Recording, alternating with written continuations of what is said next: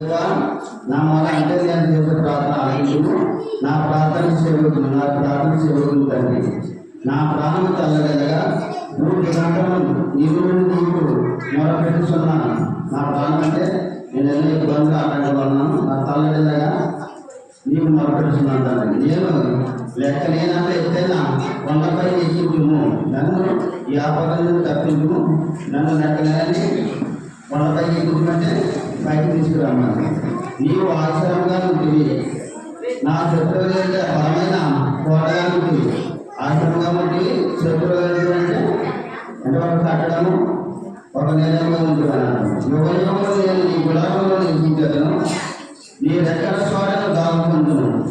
యుగయుగం అంటే నా పూర్వకం నుండి నేను అలాగైతే యుగములు ఈ సంవత్సరం 2025, 2027 అలాగే సంవత్సరాలు కూడా నేను నీకు ఉంటున్నాను. దేవాన్ని నామం అంగీకరించి చున్నాను. నీ నామం వలన భయభక్తుల వారి స్వాతంత్రం నీవు నాకు ఎదురవుతున్నావు. నీ నామంలో భయభక్తులు గల వారి స్వాతంత్రం నీవు నాకు అనుగ్రహించాలంటే ఇవాళ అవకాశం ఇలాంటి సంఘంలో చూడుకునే అవకాశం కూడా నాకు అనిపిస్తున్నావని అర్థం.